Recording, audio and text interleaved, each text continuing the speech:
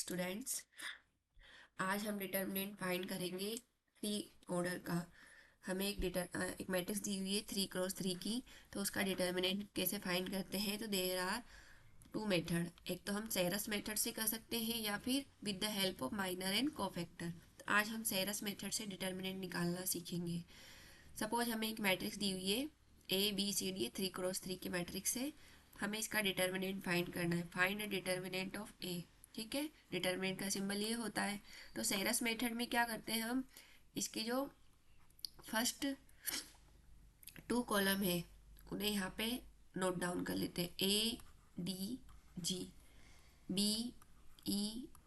ठीक है, या फिर आप क्या करें, फर्स्ट टू रो है उनको या नीचे लिख लें। तो मैं कॉलम वाइज कर रही हूँ। ठीक है, दो मेथड है इसको करने के भी, या तो आप कॉलम वाइज लिख लें या फिर रो वाइज लिख लें, इसकी फर्स्ट टू रो या फर्स्ट टू कॉलम को। तो हमने इसके फर्स्ट टू कॉलम उठाए हैं, इनको इसके पैरेलल में लिख लिया। राइट नाउ हमें क्या करना है, अब जब हम इधर से इधर मल्टीप्लाई करेंगे, ए को ई से इस तरह से मल्टीप्लाई करना है हमें। ठीक है, इस तरह से। ठीक है, इन सबको, इन तीनों को हमें क्या करना है, ऐड करना है जब हम मल्टीप्लाई करेंगे। ठीक है, फिर अपोजिट में यहाँ से शुरू करना है और इन तीनों को क्या करना है, माइनस करना है। तो GEC। ठीक है, इस तरह से एंड दिस। आई बात समझ में? दोबारा करके दिखाते हैं हम। देखिए, पहले हमें क्या करना है, इधर से शुरू करना है, BEH। ठीक है, पहले A B और C से शुरू करना है। तो A से हम लेंगे, यहाँ पे मल्टीप्लाई करना स्टार्ट करेंगे। तो AEI, इन तीनों को मल्टीप्लाई कर लिया हमने, दिस दिस एंड दिस। इस तरह से आप एरो डॉट डॉट करके एरो लगा सकते हैं, दिस दिस दिस। ठीक है, प्लस इन तीनों को प्लस करना है। जब आप ऊपर से आएंगे तो प्लस करना है, BFG प्लस CDH। इन तीनों को क्या करना है हमें, प्लस।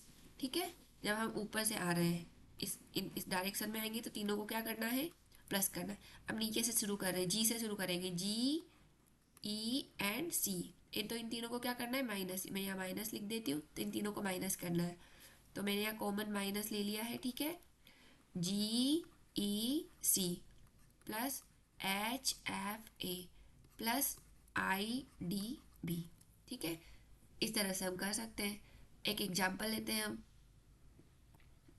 सपोज मेरे पास एक मैट्रिक्स है 1 2 3 0 1 0 2 3 1। मुझे इसका डिटर्मिनेंट निकालना है। ठीक है, तो क्या करें हम, इसको पहले क्या करें, इसकी जो फर्स्ट टू कॉलम है उन्हें क्या लिख लें, इसके पैरेलल में लिख लें। ठीक है, इसके पैरेलल में हम लिख लेते हैं, फिर एक्सपांड कर देते हैं बाय यूजिंग द सेरस मेथड। तो मैंने लिखा है यहाँ पे फर्स्ट कॉलम 1 2 0, सेकंड कॉलम क्या है 2 1 3। अब करें मल्टीप्लाई करना स्टार्ट। तो यहाँ से करना है, इन तीनों को ऐड करना है, और जब ऊपर से आएंगे तो करें 1 1 इंटू 1 इंटू 1। तो कितना हो जाएगा, 1। 2 इंटू 0 इंटू 2। तो क्या हो जाएगा, 2 इंटू 2 4 इंटू 0, तो 0 हो जाएगा। प्लस यहाँ से मल्टीप्लाई करें 3 इंटू 0 इंटू 3। तो कितना हो जाएगा, 0 हो जाएगा। तीनों को ऐड कर दिया, माइनस। ठीक है, अब नीचे से शुरू करना है, तो ये तीनों क्या होंगे, माइनस होंगे। तो 2 इंटू 1 इंटू 3, क्या लिखना है यहाँ पे, 2 इंटू 1 इंटू 3 प्लस, फिर 3 से शुरू करना है, 3 0 1, 3 इंटू 0 इंटू 1। ठीक है, फिर लास्ट 1 इंटू 0 इंटू 2 प्लस में क्या लिखना है, 1 इंटू 0 इंटू 2। इनको कर लीजिए ऐड। तो यहाँ पे क्या बचेगा, 1 बचेगा, माइनस। यहाँ कितना हो जाएगा, 2 इंटू 3 6। ये 0 हो जाएगा, ये भी 0 हो जाएगा। ठीक है, तो 1 - 6 कितना आ गया आंसर, -5 आ गया इसका डिटर्मिनेंट। ठीक है, तो इस तरह से हम by using this we can find the determinant of any given matrix.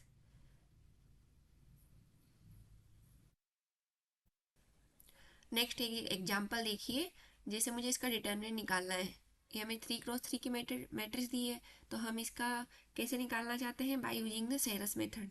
तो क्या करेंगे, हम इसकी जो फर्स्ट टू रो है वो हम यहाँ नोट डाउन कर लेंगे। तो यहाँ पे हम लिख लें इसके पैरेलल में यहाँ बना लेंगे हम।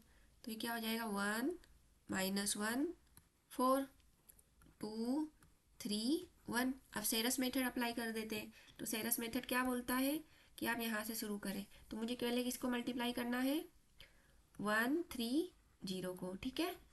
इस तरह से मल्टीप्लाई करना है हमें इन सबको, ठीक है। ये सब तीनों क्या हो जाएंगे प्लस हो जाएंगे। फिर यहाँ से शुरू करेंगे तो ये तीनों क्या हो जाएंगे सब्ट्रैक्ट हो जाएंगे। तो करें, तो करते हैं। तो क्या मिलेगा मुझे, हम जब इनको मल्टीप्लाई करेंगे तो क्या मिलेगा मुझे 1 into 3 into 0, 1 into 3 into 0 plus 2 into 0 into 4 plus, ठीक है। और क्या है 4 इंटू -1 इंटू 1। करो तो कितना मिलेगा, पहला टर्म 0, दूसरा टर्म भी 0, तीसरा टर्म कितना हो गया -4, ठीक है।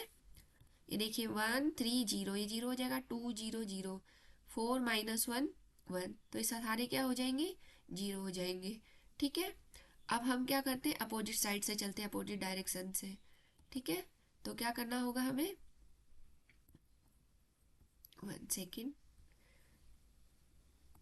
क्या एंट्री दी हुई थी हमें यहाँ पे 4 2 3 1। अब यहाँ से चलेंगे तो क्या हो जाएगा माइनस में, रिमेनिंग टर्म कलेक्ट कर लीजिए। तो 4 इंटू 3 इंटू 4 कितना हो जाएगा, अब इस तरह से मल्टीप्लाई करेंगे इन सारी टर्म को तो कितना हो जाएगा 48। 4 इंटू 3 इंटू 4 मल्टीप्लाई, फिर 1 इंटू 0 तो ये कितना हो जाएगा 0 हो जाएगा। और जो नेक्स्ट टर्म है वो भी क्या हो जाएगी हमारी 0 हो जाएगी, ठीक है। तो यहाँ तक ही लेना है, हमें 3 को कंसिडर करना है। ऊपर जो फर्स्ट 3 टर्म है 1 2 3 और नीचे से भी 1 2 3, इन टर्म्स को ही हमें करना है। तो इसे सिंप्लीफाई कर लेते हैं। तो यहाँ क्या बचा -4, यहाँ से कितना आ जाएगा 4 3 12, कितना हो गया 16 48, 48 हो गया। बाकी सब तो 0 हो गए, तो इनको ऐड कर लें तो कितना हो गया आंसर, कितना हो गया -52। तो कितना हो गया इस मैट्रिक्स का डिटर्मिनेंट, फाइनली क्या मिला हमें -52, ठीक है। तो इस तरह से सेरस मेथड का हम अप्लाई करके इस तरह से डिटर्मिनेंट निकाल सकते हैं इजी वे में, ठीक है। क्वेश्चन में इसमें कैसे सॉल्व किया इन्होंने, by using the cofactor and minor की हेल्प से किया हुआ है। तो ये हम नेक्स्ट वीडियो में देखेंगे। Thank you.